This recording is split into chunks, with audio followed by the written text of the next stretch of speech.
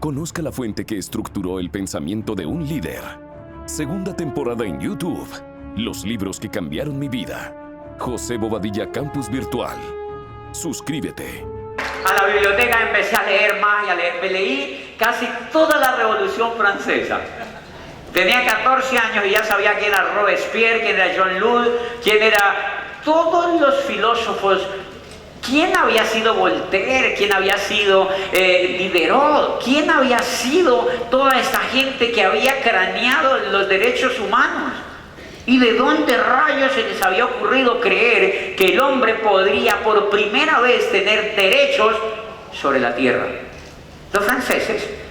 Se les ocurrió a estos filósofos empezar a pensar y los escribieron. Y me leí todo el proceso de cómo había surgido la Revolución Francesa y qué había pasado con estos filósofos y cuántos muertos habían habido y qué había pasado con la realeza europea a raíz de eso. ¡Wow! Es alucinante.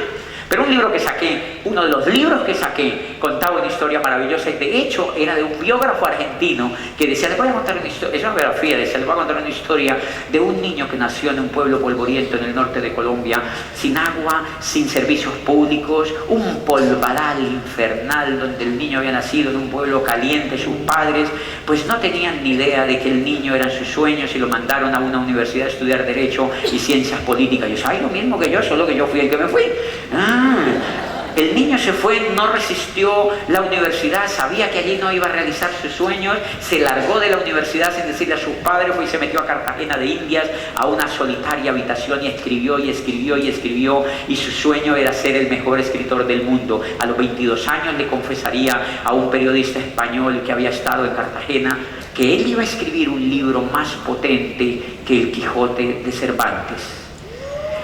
En ese momento no había escrito nada que valiera la pena, solo un libro que se llamaba La Parasca y que no tenía ninguna relevancia literaria. Tenía 39 años cuando decidió irse a México a vivir con su familia porque allí estaba Octavio Paz y Carlos Fuentes y toda esta generación de escritores famosos, dice, y no había logrado escribir literalmente nada, pero en su corazón seguía creyendo que la pobreza se iba a ir de su vida porque él iba a convertirse en el escritor más importante del mundo. Dice, de tanto soñar eso, un día iba desde Acapulco, desde México hacia Acapulco a pasar unos días con su familia y la mente le brindó esta idea maravillosa. Muchos años después, frente al pelotón de fusilamiento, el coronel Aureliano Buendía no podría olvidar aquella tarde remota en que su padre lo llevó a conocer el hielo. ¿Saben de qué se acordó?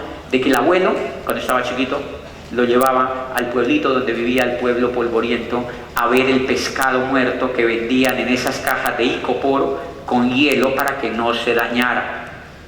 Y él recuerda ese momento.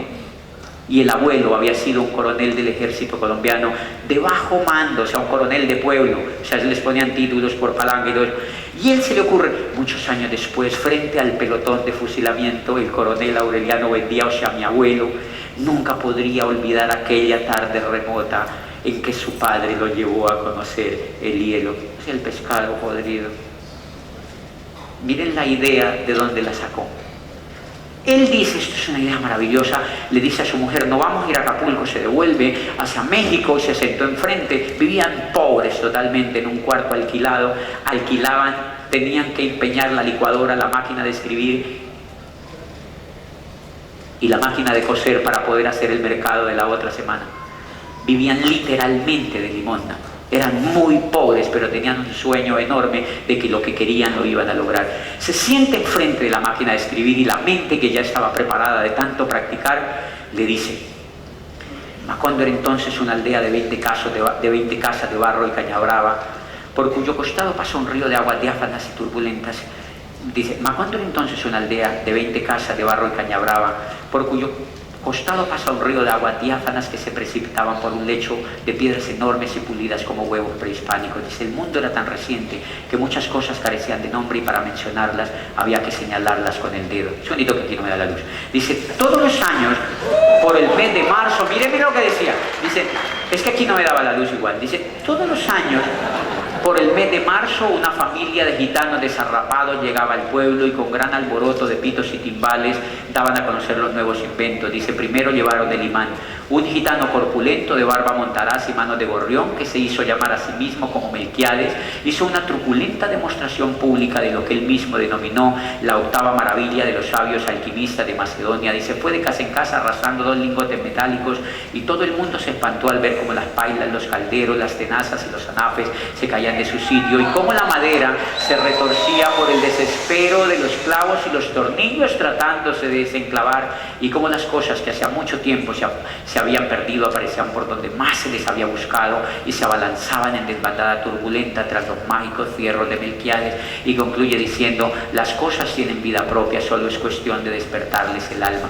Y miren esto tan lindo que sigue, dice, José Arcadio Buendía, cuya desaforada imaginación iba más allá del ingenio de la naturaleza y quizá más lejos que la magia, quiso valerse de aquella invención inútil para desenterrar el oro de la tierra.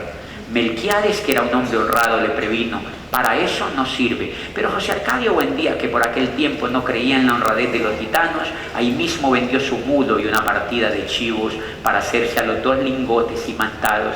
Úrsula Iguarán, su mujer, que contaba con aquellos animales para ensanchar el desmedrado patrimonio familiar, nunca consiguió disuadirlo. Él simplemente le respondió, pronto ha de sobrarnos oro para empedrar toda la casa.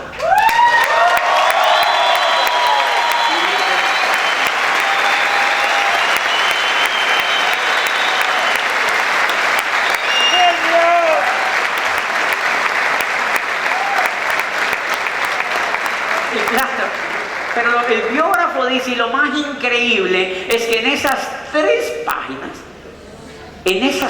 páginas que después fueron impresas en el libro que se llamó 100 años de soledad, que fue impreso en Buenos Aires, el libro vendió 90 millones de copias en el mundo y se ha vendido más que el Quijote de Cervantes. O sea que el sueño se hizo realidad, dice el biógrafo, y este niño nació en un pueblo polvoriento, dice.